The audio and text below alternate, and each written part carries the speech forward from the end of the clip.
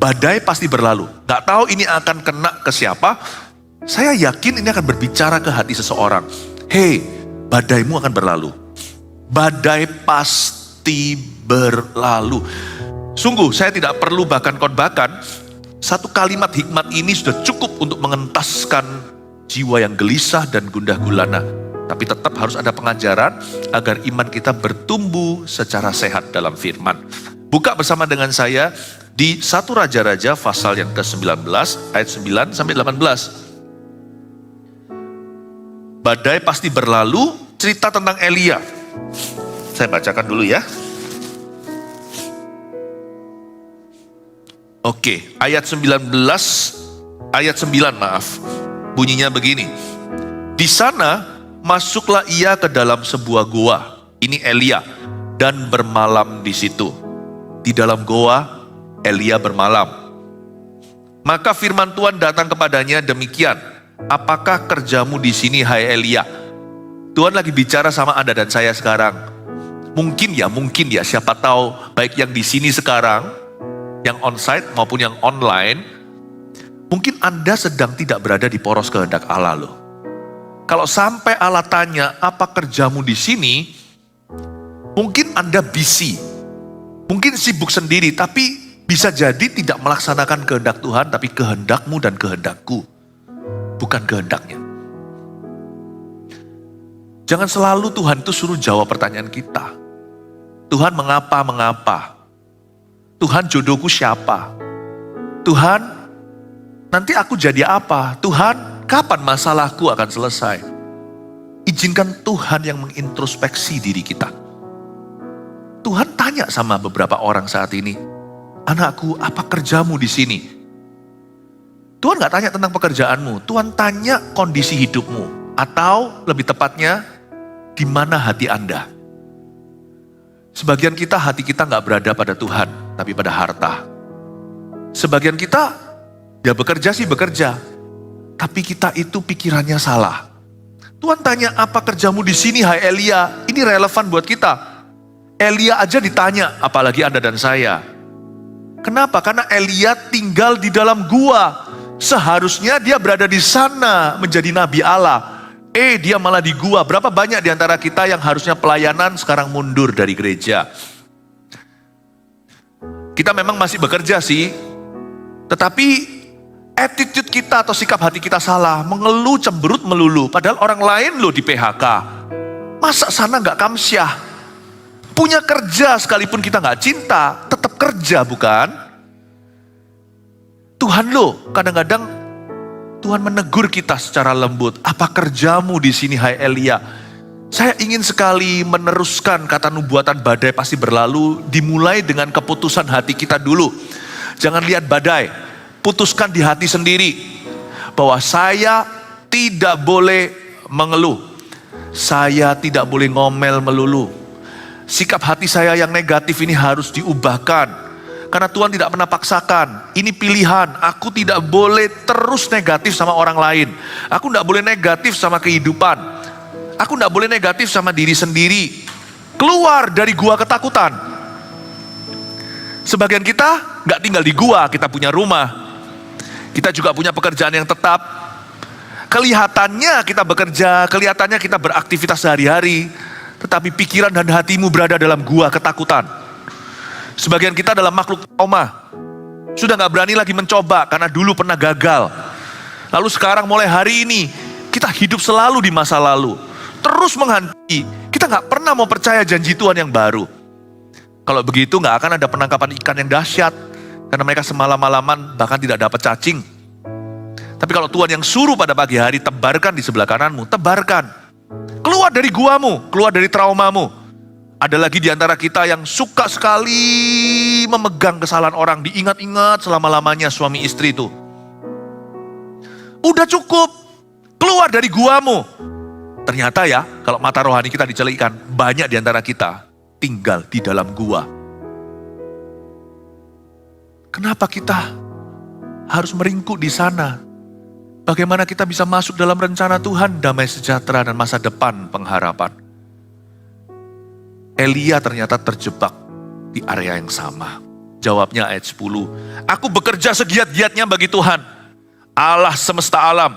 Karena orang Israel meninggalkan perjanjianmu, meruntuhkan mezbah-mezbahmu dan membunuh nabi-nabimu dengan pedang. Hanya aku seorang dirilah yang masih hidup dan mereka ingin mencabut nyawaku. Kalau Anda baca dengan teliti, ayat 9 dan 10 itu, ini kurang ada koneksi. Tuhan tanya apa? Apa kerjamu di sini, hai Elia? Itu Tuhan gak tanya pekerjaannya, Tuhan tanya ngapain sih kamu di sini? Ya, kalaupun iya, ada pertanyaan tentang kerjaan, jawab dong sesuai dengan pertanyaan. Apakah kerjamu di sini, hai Elia? Dia harusnya ceritakan, aku mau apa? Tapi enggak, jawabnya, aku bekerja segiat-giatnya bagi Tuhan. Tuhan tanya, kamu tuh lo sekarang kerjain apa? Jawab aja, nggak kerja apa-apa. Jauh lebih masuk akal jawabannya daripada aku bekerja segiat-giatnya bagi Tuhan. Elia mulai hidup di masa lalu, menoleh melulu ke belakangnya. Tuhan tanya, apa kerjamu sekarang?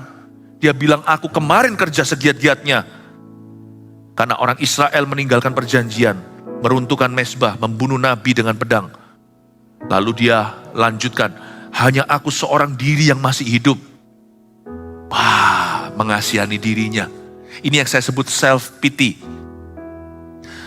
Elia mulai halusinasi.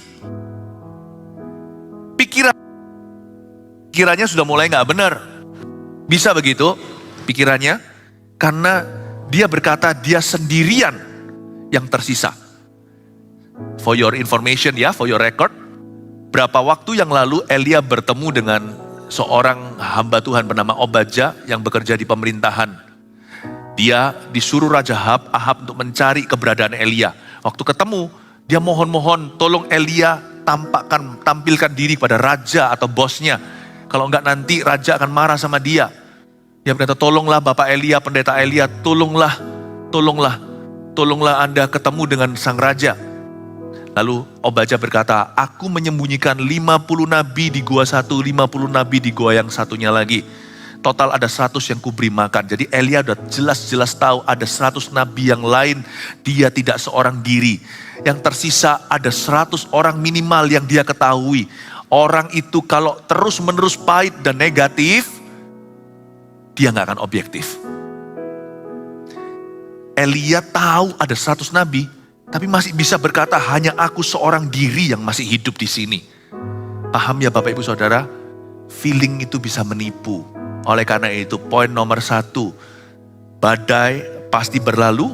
Yang pertama, jangan tinggal dalam pikiran negatif. Catat itu. Don't dwell in negative thoughts. Don't dwell in the past. Jangan kita itu hidup di masa lalu kita. Jangan hidup dalam pikiran negatif. Sebab orang yang pikiran negatif tidak objektif. Diberitahu pun dia gak akan percaya. Padahal yang diberitahukan itu gak perlu iman. Yang diberitahukan kepadanya itu fakta. Jelas loh aja. Baru minggu lalu berkata, hai Elia, Bapak Elia ada 100 nabi aku sembunyikan. Aku ini takut akan Tuhan. Raja cari kamu. Sekarang aku ketemu. Tolong ya ditemui supaya raja jangan marah. Aku ini loh, anak Tuhan juga, 100 nabi aku pelihara. Udah diberitahu jelas-jelas di depan mata. Elia tetap gak bisa terima fakta. Orang itu kalau pahit gak bisa diajak ngomong lagi. Diajak bicara juga percuma, gak masuk telinga kanan, keluar telinga kiri. Masuk telinga kiri, keluar telinga kanan. Pikiran negatif itu bahaya. Pikiran negatif itu sebahaya kesurupan. Sudah gak bisa orang itu diajak bicara baik-baik seperti orang yang sehat walafiat. Karena itu, make a decision. Badai pasti berlalu, tapi kita jangan negatif dulu. Apapun yang pernah terjadi di masa lalu kita jangan diungkit-ungkit lagi. Bolak-balik lu, Tuhan tanya sama dia, apa kerjamu di sini? Dia malah mengeluhkan. Kemarin aku kerja segiat-giatnya, tapi mereka mau bunuh aku. Tinggal aku seorang diri, mereka gak mau nurut. Ketika aku sampaikan firman, mereka tidak meresponi. Tuhan tanyanya sederhana, just one question. Jawabannya panjang sekali dan gak mengena. Jawabannya sama sekali tidak menjawab pertanyaannya. Tuhan tanya, apa kerjamu di sini? Dia malah justru curah hati, yang gak perlu-perlu semua dicurahkan. Bapak Ibu Saudara, janganlah tinggal dalam pikiran negatifmu. Buang itu jauh-jauh, badai pasti berlalu. Kalau enggak, badai sudah lalu pun kita nggak tahu. Kita bisa kelewatan pekerjaan Tuhan. Kalau Tuhan tidak lawat Elia, dia bisa mati di gua loh. Padahal mungkin waktu itu Tuhan membawa kebangunan rohani. Kalau Elia nggak mau, Elisa akan dipakainya. Jangan sampai Elia mati konyol di dalam gua. Kebanyakan orang, bukannya Tuhan nggak mau bekerja. Tuhan bekerja pun dia nggak ready. Ketika Tuhan bawa dia ke musim baru, sifatnya masih kirbat lama. Anggur baru dicurahkan pun kirbat itu akan pecah. Jadi bukan badainya yang nggak berlalu. Orang itu yang nggak mau berlalu. Bukannya badainya nggak bisa lewat. Pikiran negatifnya yang menghalangi. Jadi kita harus tahu. Kita bisa lewati masalah itu atau tidak, tergantung sikap hati kita juga. Wrong attitude usually, sikap hati yang salah berujung pada jawaban yang salah. Jawaban yang salah biasanya lanjutannya adalah kehidupannya akan salah. Kehidupan yang salah, hasil akhirnya pun akan beda. Amin Bapak Ibu Saudara. Point number 1. Nah, mari kita baca sekarang ayat yang berikut. Tes. Ya. Badai pasti berlalu. Kita lihat ayat berikutnya, ayat 11. Lalu firman-Nya, keluarlah dan berdiri di atas gunung itu di hadapan Tuhan. Firman Tuhan. Maka Tuhan lewat. Angin besar dan kuat, yang membelah gunung-gunung dan memecahkan bukit-bukit batu mendahului Tuhan. Nah, yang gini kita senang. Kita cari yang hebat. Kita mencari yang sensasional. Tuhan suruh Elia keluar, angin besar dan kuat yang membelah gunung, memecah bukit batu mendahului Tuhan. Tetapi tidak ada Tuhan dalam angin itu. Dan sesudah angin itu datanglah gempa. Angin pertama, gempa kedua. Tapi tidak ada Tuhan dalam gempa itu. Dan sesudah gempa itu datanglah api. Udah angin, ada gempa, sekarang api. Testing, ya. Tetapi tidak ada Tuhan dalam api itu. Dan sesudah api itu datanglah bunyi angin sepoi-sepoi basah. Coba katakan angin sepoi-sepoi basah. Kita baca lebih lanjut dulu ya. Ya, kita baca. Angin-angin sepoi. Segera sesudah Elia mendengarnya, ia menyelubungi mukanya dengan jubahnya, lalu pergi keluar dan berdiri di pintu gua itu. Maka datanglah suara kepadanya yang berbunyi. Pertanyaan yang sama lagi. Apakah kerjamu di sini, hai Elia? Tuhan itu baik ya. Dari ayat-ayat yang kita baca ya, Tuhan itu maha sabar. Kita manusia itu bodoh sekali. Dan kita paling pintar untuk membodohi diri sendiri dengan pikiran-pikiran kita yang negatif tentang orang lain, tentang hidup, tentang Tuhan, tentang dirimu sendiri. Tapi Tuhan tuh kasih kesempatan lagi. Tuhan tanya lagi, tapi sebelum tanya, ada manifestasi. Pertama angin, lalu ada gempa, habis gempa ada api, setelah itu baru ada angin sepoi-sepoi basah. Dan dari angin itu, suara Tuhan berbunyi demikian. Elia, Elia, apa kerjamu di sini, di dalam gua? Jawabnya, jawabannya sama. Manusia susah berubah. Aku bekerja segiat-giatnya bagi Tuhan, Allah semesta alam. Karena orang Israel meninggalkan perjanjianmu, meruntuhkan mezbah-mezbahmu, dan membunuh nabi-nabimu dengan pedang. Hanya aku seorang dirilah yang masih hidup, dan mereka ingin mencabut nyawaku. Untung Tuhan itu gak mau berdebat sama kita. Kalau berdebat sama kita, kita semua masuk neraka. Kalau Anda baca ayat berikutnya, Tuhan gak gubris loh. Saya bersyukur Tuhan kadang-kadang acuh tak acuh sama doa kita. Kalau satu persatu doa kita dijawab, kita bisa menuai hukuman.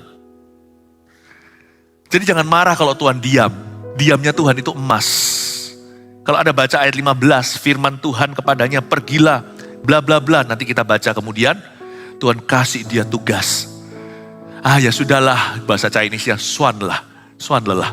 Ya udahlah. Ya, udah Tuhan gak perlu berdebat. Orang ini gak ngerti-ngerti. Paling tidak ya, satu hal saya harus puji. Elia ini konsisten dalam kesalahan, kayak kita.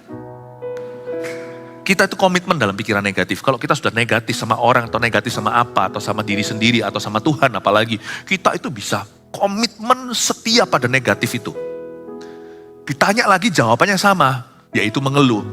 Kemarin aku bekerja segiat-giatnya untuk Tuhan. Bagi dia, taat itu beban. Karena orang Israel meninggalkan perjanjianmu, meruntuhkan mezbah dan membunuh nabimu. Lalu dia sekali lagi, hanya aku seorang dirilah yang masih hidup.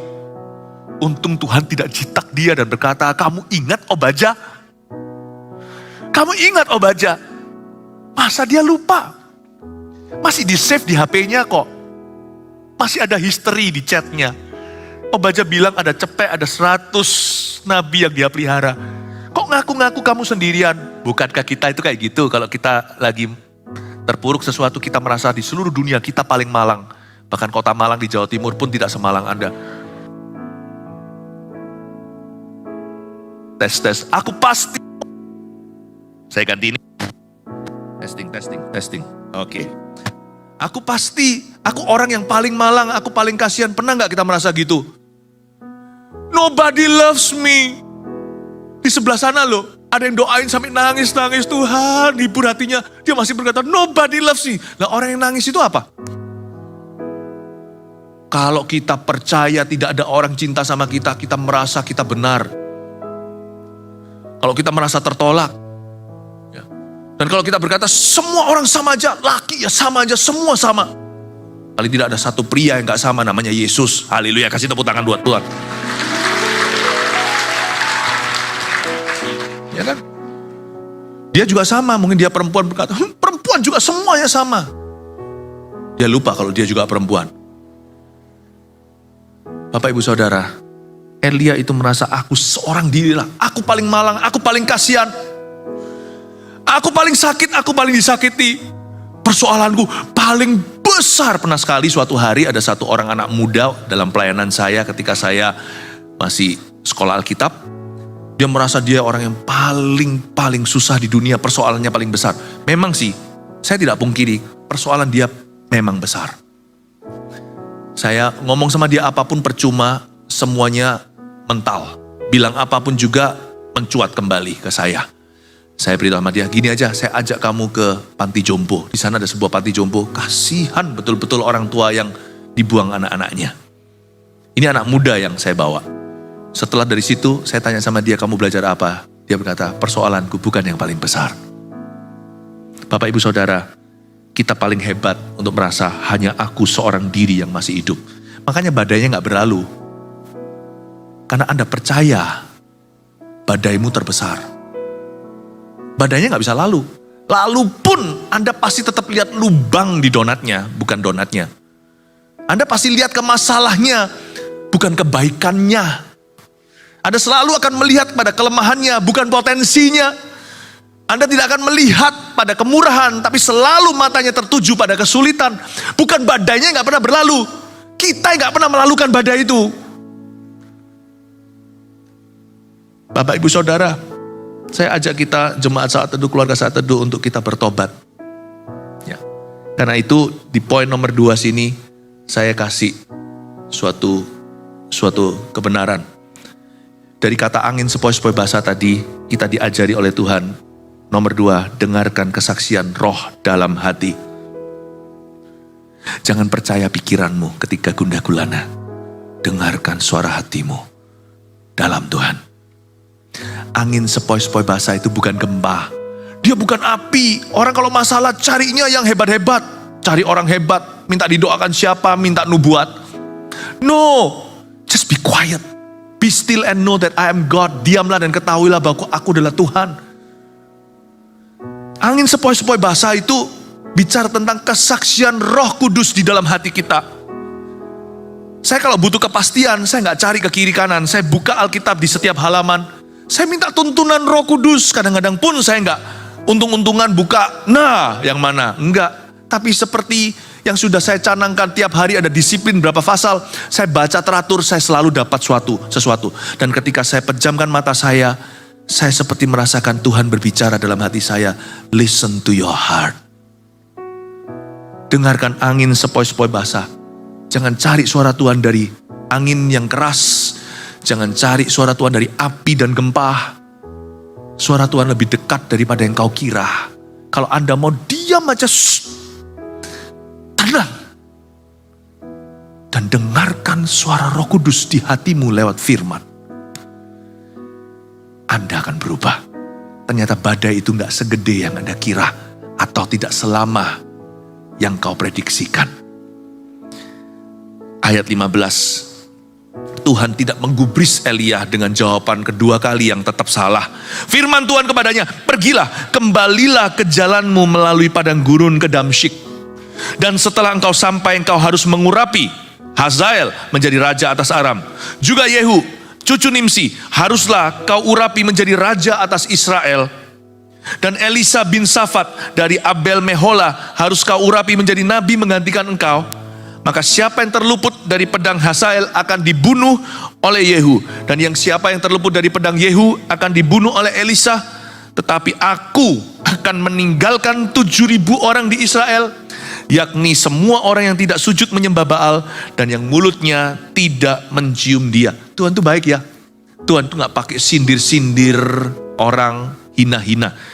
Langsung aja Tuhan kasih fakta di ayat yang ke-19 yang terakhir tadi kita baca ayat 18. Tetapi aku telah meninggalkan 7.000 orang di Israel yang tidak pernah mencium Baal. Ternyata lebih besar daripada yang saya duga. Obadja berkata 100 nabi yang dia pelihara, Tuhan berkata masih ada 6.900 lainnya yang tidak dipelihara Obadja. Ada 7.000, padahal Elia ngaku-ngaku dia seorang diri saja yang paling malang. Tuhan berkata masih ada 7.000 lainnya yang taat bersama dengan Anda. Tuhan gak berkata, gimana sih Elia? Kamu lupa ya, pikun ya. Masa lupa apa kata Obadja? Tuhan gak sindir dia, Tuhannya berkata masih ada 7.000 kok. Tapi lihat ya, Tuhan tidak gubris dia. Tuhan langsung kasih instruksi. Badai pasti berlalu, ini peran kita. Fokus saja nomor 3 pada tugas-tugas di depan. Catat itu. Soalnya kalau kita interview feeling kita, gak selesai-selesai nih. Kalau saya mau interview perasaan saya gak mungkin melayani. Karena lebih sering saya merasa gak ready. Kalau saya disuruh bersyukur, lalu saya tanya pada diri sendiri, lama-lama nanti saya kepribadian ganda. Lebih baik roh saya yang memimpin saya daripada perasaan saya. Karena perasaan saya kerap kali tidak ingin memuji. Kayaknya berat gitu angkat tangan. Mau suruh mengucapkan lirik-lirik pujian penyembahan.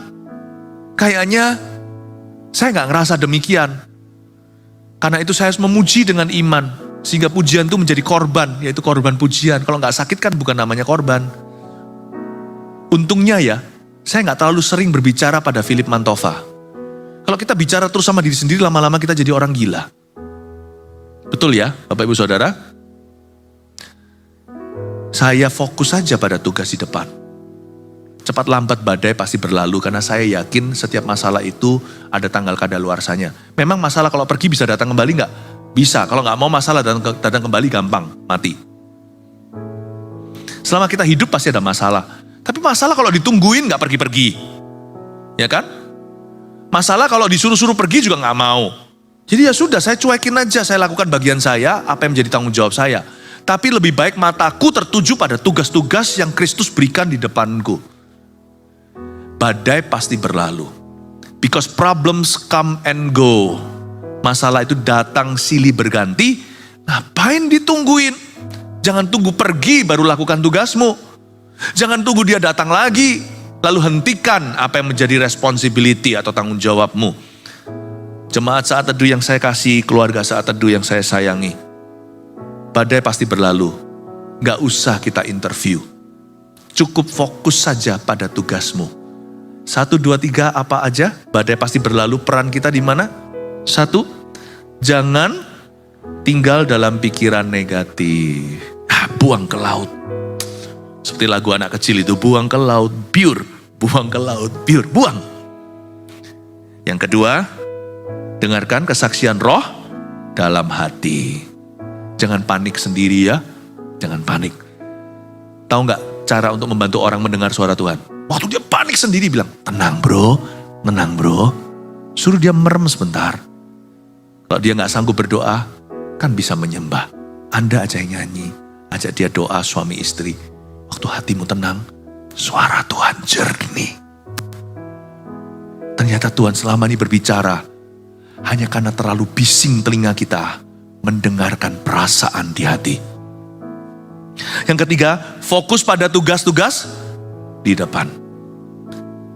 Apapun terjadi bagi saya, bagi kami, keluarga saat teduh, Rabu dan Sabtu, mau rasa up kek, mau rasa down, Rabu dan Sabtu kami tidak pernah gagal muncul di depan Anda menguatkan hatimu. Commitment is commitment. Fokus saja pada tugasmu yang di depan, pekerjaan, cek log pergi, cek log pulang. Ibu rumah tangga, rapikan seluruh urusan di dalam rumahmu. Apapun jobmu, apapun profesi Anda, fokus saja dan bersyukur senantiasa. Jangan lupa ya, nubuatan ini pasti akan terjadi cepat lambat, dan saya doakan lebih cepat daripada lambat. Badaimu, keluarga Saat Teduh, akan berlalu. Fokus pada tugas-tugas di depan. Keluarga Saat Teduh yang tercinta, mari kita angkat tangan. Bapa, terima kasih, mengucap syukur kepadamu Tuhan Yesus. Kau begitu baik. Kami terima nubuatan ini dengan sebuah janji. Badai kami pasti berlalu, makanya tidak perlu kami tunggu. Sekarang waktunya kami memandang ke Yesus dan berjalan ke depan. Kami bersyukur kepadamu, Kau bebaskan kami, lepaskan kami dari semua pikiran negatif. Dan mulai saat-saat teduh yang kali ini, suara Tuhan akan terdengar lebih jernih dalam jiwa dan roh kami. Terimalah berkat dari Allah Bapa, kasih karunia dari Tuhan Yesus, pengurapan dari arah Allah Roh Kudus, menyertai jemaat keluarga Saat Teduh di dalam nama Tuhan Yesus Kristus. Haleluya. Amin. Puji Tuhan.